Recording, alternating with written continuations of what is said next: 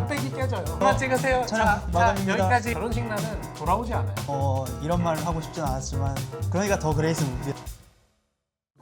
안녕하세요. 당신의 결혼이 영화가 되는 곳 더 그레이스 무비입니다. 저는 조영진 감독이고요. 저는 박동재 이사라고 합니다. 오늘 더 그레이스 팟캐스트에서 진행해 볼 주제는 본식 촬영 어디까지 진행해야 되는가에 대한 부분입니다. 최근 스트레드나 인스타그램 같은 커뮤니티를 보다 보면 신랑 신부님들께서 본식 준비를 하시는 데 있어서 본식 스냅, 본식 DVD, 아이폰 스냅, 상품이나 옵션들이 너무 많다 보니까 어디까지 진행을 해야 되는지 이런 고민이 많으신 것 같더라고요. 관련해서 촬영자들은 어떻게 생각하는지 한번 이야기를 나눠보도록 하겠습니다. 이사님께서는 6년차 유부남으로서 내가 살아보니까 어디까지 했던 거는 참 좋았더라 이런 게 있으실까요? 일단 저는 관련 업계에 종사하고 있는 사람으로서 살짝 객관성이 떨어질 수 있지만 모두가 알고 있는 사실은 결혼식 날은 돌아오지 않아요. 그렇기 때문에 예산이 충분하다면 다 하면 좋겠죠. 그렇지만 선택과 집중을 한다면 어떤 방향으로 선택하면 좋을 것인가? 사진을 한 명을 부를 건지 두 명을 부를 건지, 영상을 1인으로 선택할지 2인으로 선택할지, 아이폰 스냅을 저가형으로 고를지 고가형으로 고를지, 그런 거에 대해서 개인적인 생각은 이렇다 하는 거를 같이 나눠보면 좋을 것 같은데, 제 생각에는 내 결혼식에 하객이 많이 없을 수도 있고, 그렇죠. 개혼이라서 엄청나게 많을 수도 있잖아요. 인원수가 많고 담아야 될 게 많다면 이제 영상이랑 사진을 2인으로 구성하시는 게 좋다고 생각해요. 왜냐하면 대기실에서 기념사진도 많이 찍으셔야 되고 부모님, 손님들도 많으실 수도 있고, 그런 거를 모두 담기 위해서는 사진은 적어도 그런 헤비한 예식인 경우에는 2인으로 하셔라. 영상 같은 경우에는 예식 전반적인 분위기를 담는 데에는 1인으로도 충분하다고 생각해요. 그렇지만 이제 내가 신부 대기실 밖의 상황이 궁금하다, 더 나아가서는 본식 중에 신랑 신부님의 입장을 앞, 뒷모습 모두 예쁘게 담고 싶다라고 생각이 되시면 영상도 2인을 추가하시는 게 맞겠죠. 그렇지만 영상은 1인만 하셔도 전반적인 예식의 분위기라든지 예식에서 일어났던 일들을 담으시는 데는 무리가 없다고 생각해요. 실제로 저는 최근에 촬영 나갔던 팀 중에 원래는 1인 감독으로 예약을 하셨는데 혼주님 요청으로 타객이랑 지인들 좀 촬영을 많이 해줬으면 좋겠다 하셔서 서브 감독 추가를 하신 팀이 있었어요. 그런 거 보면은 이제 타객분들이나 지인분들을 담고 싶은 요소가 있다라고 하면은 영상에서도 2인을 하는 게 합리적인 선택일 수 있다. 그 팀도 신랑님이 집안에서 두 번째 결혼이었는데 첫 번째 결혼식 때 받은 영상에 그런 부분들이 좀 아쉬워서 요청을 주셨다라고 하더라고요. 아무래도 본식 영상이나 이런 거는 신랑 신부님을 메인으로 보통은 촬영을 하고 거기에 혼주님들까지가 촬영 범위다 보니까 아마 하객분들이나 그 외 다른 가족분들을 더 보고 싶은 니즈가 있는 분들은 또 그런 부분이 추가가 되면은 만족도가 더 높아지시겠다, 이런 생각을 그 촬영을 하면서 좀 느꼈던 것 같아요. 맞아요. 흔히 말하는 저가형 스냅 업체라든지 영상이 같이 계약이 되어 있으시더라도 영상이 1캠이다라고 하면은 카메라가 한 대면 솔직히 신랑 신부님만 찍고 있을 수밖에 없거든요. 맞아요. 그런 부분들에 있어서 인원 구성은 그렇게 하시면 될 것 같고, 본식에서 촬영의 역사라고 하긴 좀 그렇지만 과거에도 본식 스냅을 하시는 분들은 꼭 있었던 것 같아요. 그분들이 전체 가족 사진도 찍어주시고 드레스 입고 또는 이제 한복 입으신 모습들을 남겨주셨을 거고, 거기에 이제 영상 캠코더나 이런 것들이 보급이 되면서 캠코더로 찍은 영상들이 한 80년대, 90년대 결혼하신 분들부터는 있는 것 같아요. 저희 어머니가 7남매셔가지고 연도가 되게 다양한 형태로 결혼을 진행을 하신 기록물들이 있는데, 삼촌이 그걸 한번 이렇게 쭉 복원을 하셔가지고 드라이브 같은 데 업로드를 하셨더라고요. 근데 저희 엄마도 한 80년도 정도에 결혼을 하셨을 텐데 그때 찍은 사진은 당연히 남아있고 비디오도 보관을 하고 계셨더라고요. 그래서 그거 이제 복원해서 보여주셨는데 되게 새로운 느낌이었고, 요즘은 그런 것들이 좀 많이 다변화가 되고 미디어로 접하는 게 또 많아지다 보니까 뭐 뮤직비디오 형태의 영상으로 제작이 되기도 하고, 또 저희처럼 이렇게 좀 시네마틱하게 나레이션이나 이런 스토리가 있는 서사 구조를 갖춘 영화적인 형태로 제작이 진행이 되기도 하고, 그런 식으로 좀 이제 발전이 된 것 같아요. 그리고 이제 가장 최근에는 아이폰 스냅이 또 이제 새롭게 생기면서 당일에 조금 빠르게 사진이나 영상을 받아보고 싶으신 분들 추가를 많이 해주시는 것 같고, 생각해보면은 아주 옛날에는 뭐 사진도 못 찍으셨을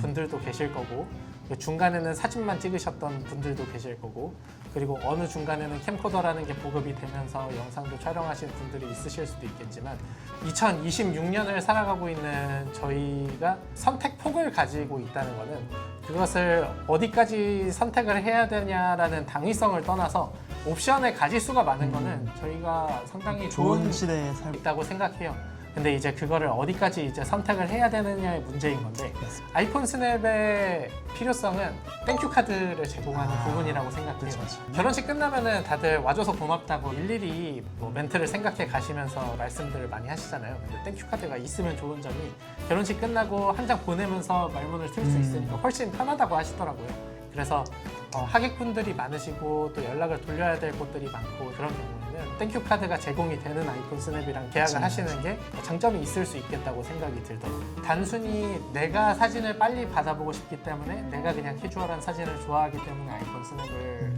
하시는 분들도 물론 계시겠고 그런 니즈가 메인 팩터겠지만 하객분들한테 사진을 빠르게 공유할 수 있는 장점 또한 있는 것 같습니다. 그래서 그런 선택법이 있다는 것도 저는 좋은 시대에 살고 있다고 생각해요.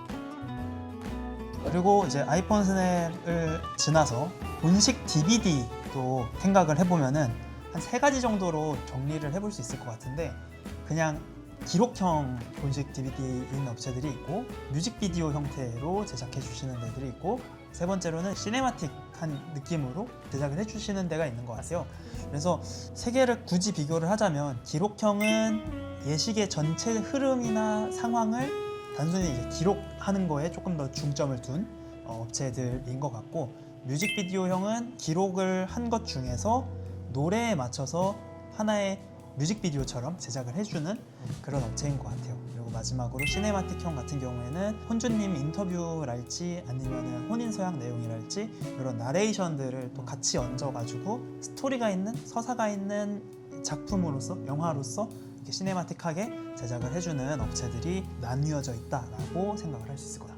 맞습니다. 정확하게 말씀해 주셨고, 근데 우리가 이 3가지 형태 중에서 선택을 해야 된다면은 저는 2026년에 결혼을 준비하고 계신 신랑 신부님께 감히 말씀을 드리고 싶은 거는 형태야 어쨌건 무조건 녹음기를 사용하는 업체 이상을 추천드리고 있어요. 왜 그러냐 하면 결혼식 영상이 촬영된 연도수로 따지면 벌써 한 40년 가까이 됐지만 영상에 소형 녹음기를 부착해서 말씀하시는 내용을 담기 시작한 거는 불과 10년이 안 됐다고 알고 있어요.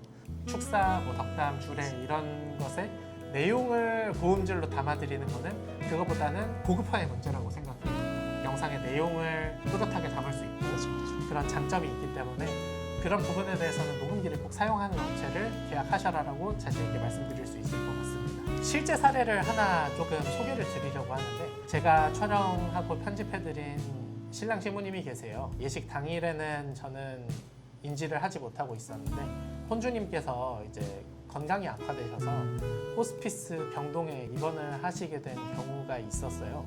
납품을 하고 나서 신랑 신부님께 연락을 받길 혼주님께서 건강이 악화되셨지만 신랑 신부님의 결혼식에 축사를 꼭 해주고 싶으셔서 버티셔서 이제 단에 올라서 축사하신 내용을 병상에서 같이 듣고 같이 기쁨의 눈물을 흘릴 수가 있었다.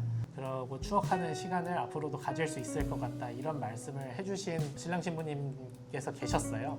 그런 거를 생각해 보면 내가 결혼식 날에 촬영해 둔 영상이 나중에 나에게 어떤 감동을 줄지는 모르는 일이라고 생각해요. 그래서 취향의 영역을 벗어난 어떤 내용을 더욱더 뚜렷하게 담아낼 수 있는 옵션이라면 고민할 필요 없이 그런 쪽으로 선택을 해야 된다고 생각합니다. 맞는 것 같습니다. 본식 영상을 기록을 한다고 하면 그 결혼식 당일날에 기쁘고 즐거웠던 순간들을 예쁘게 담아내는 것도 중요하지만 뭐 부모님의 모습이 될 수도 있고 내 모습이 될 수도 있고 그런 것들을 하나의 기록으로서 남긴다라는 거에 되게 큰 의미가 있는 것 같아요. 맞아요. 저도 영상 촬영을 좋아하고 이래서 그런 것도 있겠지만 가족끼리 여행을 간다거나 아니면 설날에 고향을 내려간다거나 하면은 저도 카메라를 들고 가서 간단하게 이제 영상을 찍거든요. 편집을 해서 유튜브에 일부 공개로 그냥 올려놔요. 아무 데서나 볼 수 있도록. 네, 아무 데서나 볼 수 있게. 이렇게 해놓으면은 사실 평소에는 그런 거 볼 일이 없다가 가끔 자기 전에 그런 거 생각날 때 있거든요. 맞아요. 유튜브 내 동영상 들어가가지고 영상 이렇게 보면서 잠깐이나마 추억 여행을 하거든요. 아, 저 때 이랬었지 이러면서 그런 것을 추억할 수 있는 매체가 있다라는 점은 되게 좋은 것 같아서 본식 영상뿐만이 아니라 그냥 어떤 이벤트가 있을 때 그거를 영상으로서 기록을 하고 편집을 해서 어딘가에 보관을 할 수 있다면 되게 의미가 있다라고 생각을 합니다. 저도 감독님이랑 비슷한 경험을 하나 공유를 드리자면은 저는 비행기를 타면은 핸드폰 사진첩을 열고 가장 오래된 사진으로 넘어가서 그거부터 정주행을 하기 시작하거든요. 근데 그 사진들은 사실상 굉장히 오래된 사진들이란 말이에요. 그쵸. 적어도 10몇 년씩이나 된 사진 및 영상들인데 찍어 놓은 사진들은 보면서 추억을 할 수 있는데 찍어 놓지 않은 사진이랑 영상들은 이때 왜 안 찍었을까 하는 순간들이 있거든요. 그래서 사실 결혼을 준비하는 정신없는 과정 속에 머물러 있기 때문에 촬영 상품을 바꾸면은 가전이 달라질 수 있기 때문에 그쵸. 굳이 이걸 해야 돼? 다운그레이드를 하면은 예산이 세이브되지 않을까? 현실적인 고민에 머무를 수밖에 없다고 생각하거든요. 근데 비싼 상품을 결제하고 비싼 업체에서 촬영을 진행한다고 해서 떡이 더 아름답게 기억되는 거는 아니겠지만 카메라 한 대보다는 두 대 쓴 업체가 두 대 쓴 업체끼리 비교한다면은 조금 더 많은 장면을 더 믿게 담아내는 업체가 10년 뒤에 15년 뒤에 내가 영상을 꺼내 봤을 때 아 진짜 남겨놓길 잘했다 라고 생각하게 되는 포인트가 될 수 있을 것 같아요. 그래서 제 기준은 녹음기입니다. 기록형 영상에라도 녹음기 분량은 꼭 들어가 있는 업체를 선택할 것. 그리고 뭐 뮤직비디오나 시네마틱, 나레이션, 하이라이트 이걸 선택하는 거는 그 중에서 취사의 문제라고 생각합니다. 그리고 무조건 4K. 이제 FHD 영상은 모니터나 핸드폰으로 보기에는 충분할 수 있는데 영상이 우리가 보관하기 편한 형태로 막 압축하고 드라이브에 올리고 그러다 보면 이제 디지털 풍화라고 하는 걸 겪게 되잖아요. 이를 생각해서 4K로 기록하시는 게 맞지 않나라고 생각합니다. 그리고 여기서 이제 추가적인 팁 아닌 팁을 하나 드리자면 이미 예식을 하셨거나 그런 영상 결과물을 받아보신 분들은 유튜브에 업로드를 하셨으면 좋겠어요. 일부 공개로 내 채널에 그냥 업로드만 해두면은 이제 링크를 가지고 공유하기도 쉽고 어느 순간에도 인터넷 연결만 되면 구글이 망하지 않는 한 구글의 그 데이터 센터가 사라지지 않는 한 접속이 가능하거든요. 거기에 그래서 최소한이라도 저장이 되어 있기 때문에 뭐 화질에 조금 손해가 있더라도 내가 그걸 다시 받을 수가 있는 다운로드도 할 수 거니까. 있고 정 안 되면 그냥 이제 그 시청을 하면 되니까 그런 부분 때문에라도 드라이브나 이런 온라인 웹하드를 사용하시는 것도 좋지만 거기에 더불어서 유튜브 업로드까지 해두면은 더 자주 볼 수 있고 더 안전하게 보관할 수 있으니까 받으시는 날 유튜브에 일부 공개로 업로드를 해두시는 게 좋을 것 같습니다. 사실 뭐 본식 영상 없이 진행하신 분들도 많기 때문에 그냥 사진 보면서 그날을 추억하시는 것도 당연히 가능은 하고 좀 그것도 하나의 방법이 될 수 있지만 영상 업체에 종사하는 사람이라서 라기보다는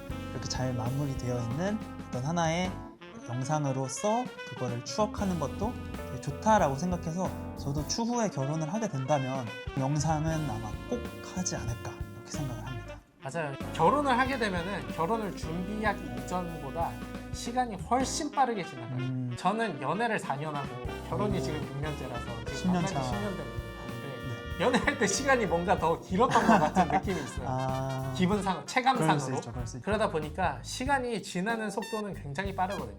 근데 10년 뒤에 이걸 본다라는 게 별로 먼 미래의 이야기가 아닐 수도 있어요. 그렇다 보니까 지금 60만 원, 80만 원, 100만 원 조금 더 쓰는 거에 너무 고통받지 않으셨으면 좋겠어요. 왜냐면은 저는 요새 임플란트를 하고 있거든요. 아, 그렇군요. 임플란트 몇 개만 해도 몇백이 깨져요. 아, 그쵸. 그런 거를 생각하면은 이거는 건강에 관련된 부분이고 저건 예식 일자를 이제 기록을 하게 된다는 어떤 촬영 상품의 형태지만 어떤 돌아올 수 없는 시간의 조각들을 기록한다는 부분에 있어서는 그거 나름대로는 싼 가격이라고 생각하거든요. 가치 대비해서는 그래서 신랑 신부님들께서 상의를 하실 때 너무 돈을 쓴다고 고통받지 않으셨으면 좋겠는 부분이라고 저는 개인적으로 생각합니다. 이거는 저희가 이 업체 종사자기 때문에 이렇게 얘기를 한다고 객관성이 생각하실 수도 없을 수도 있는데 있어요. 뭐 마음 같아서는 그러니까 더 그레이스 무비에서 하십시오라고 할 수 있지만 최대한 지금 그거 안 하려고 다른 업체를 쓰시더라도 하는 게 좋다라고 그게 본심일지언정 그렇게 말씀을 못 드리지만 어쨌거나 그렇기 때문에 요 영상에 관련된 이야기, 이 영상을 꼭 했으면 좋겠다라는 마음은 진심이다라는 거를 알아봐 주시면 감사하겠습니다. 네. 그리고 마지막으로 이제 본식 스냅 이 예약을 받고 촬영을 가다 보면은 그런 경우가 있으세요. 홀 원판이 필수여가지고 따로 본식 스냅 업체는 부르지 않았다. 그래도 괜찮냐?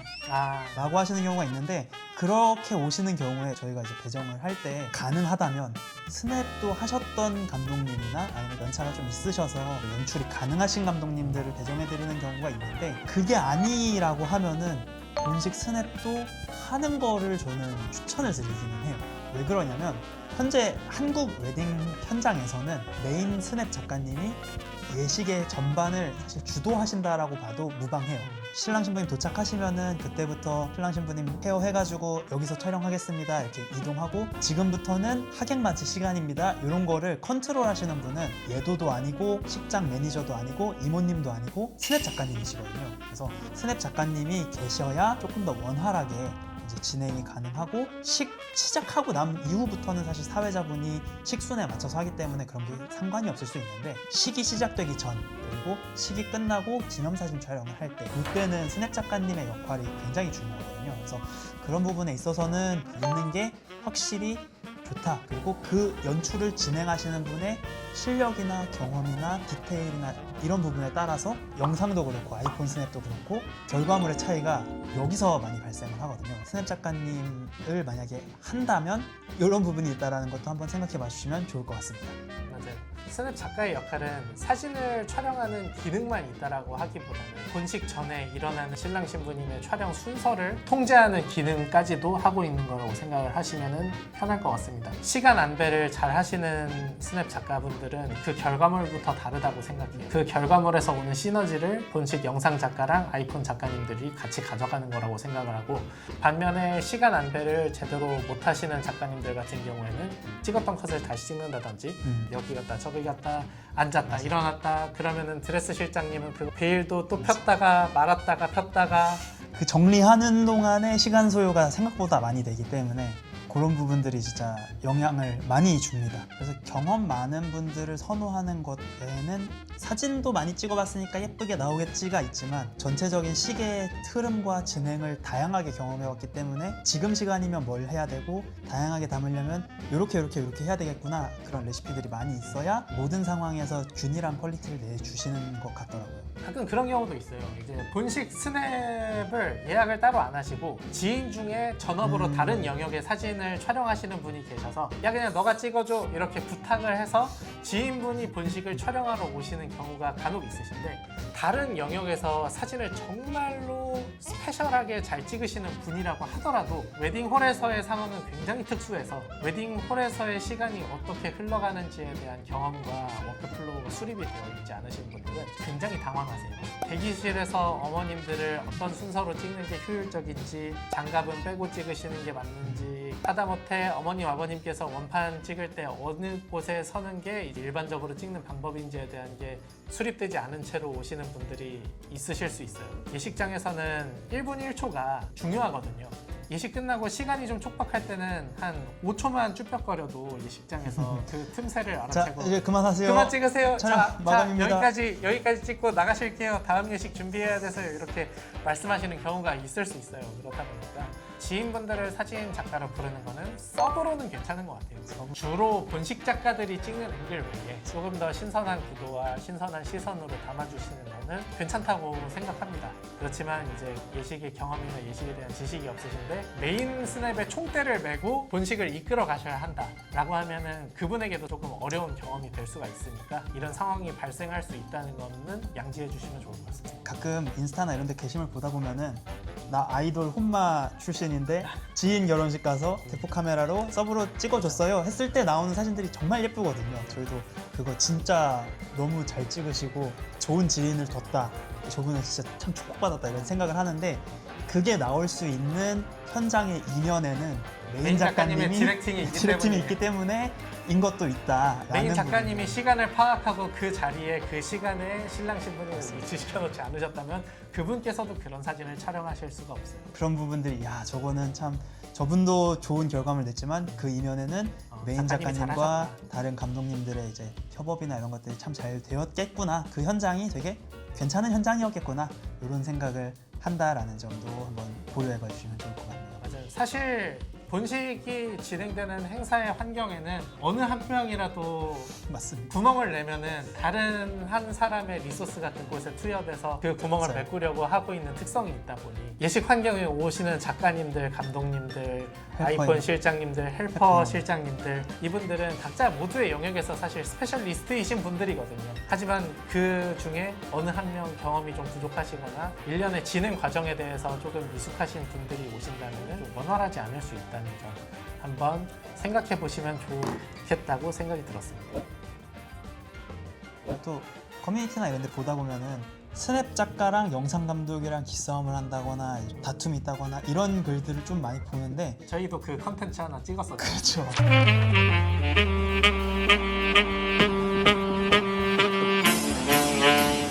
그래서 이제 당연히 두 분 다 이해는 합니다. 스냅 작가님은 사진을 제일 예쁘게 찍고 싶으실 거고 영상 감독님도 영상에 필요한 장면들을 조금 더 예쁘게 담아보려고 더 가까이 들어가시고 이럴 텐데 그런 게 계속 충돌이 나다 보면은 서로 언쟁이 생기고 기분이 안 좋을 수가 있거든요. 근데 내 결과물이 잘 나오고 예쁘게 나오는 것도 당연히 중요하지만 제일 중요한 거는 그 당일날의 신랑 신부님의 결혼식이 무사히 진행이 되는 거예요. 그게 사실 공동의 최고 목표죠. 그쵸. 그리고 그걸 사진, 영상 둘 다 예쁘게 찍는 게 사실 제일 중요한 목표라고 생각하기 때문에 최우선 목표인 거고. 저희도 촬영을 하면서 스냅 작가님이랑 최대한 마찰을 줄이기 위해서 노력하고 제가 뭐 스냅을 나갔을 때도 영상 감독님이 조금 더 편하게 찍으실 수 있게끔 시간을 좀 더 드린다든지 이런 식으로 진행을 하고 있어서 그런 부분들도 참 중요한 부분인 것 같습니다. 서로 협업해서 이 프로젝트를 같이 잘 만드는 게 중요한 거예요. 사고 없이 아름답게 프로젝트를 완수하는 거. 완수하는 거.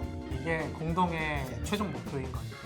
프로페셔널에 계신 현업 작가님들 그리고 감독님들, 헬퍼 임원님들의 경우에는 잘하시는 분들은 또 공통적으로 가지고 있는 상관례 같은 게 있는 것 같아요. 이상향에 대한.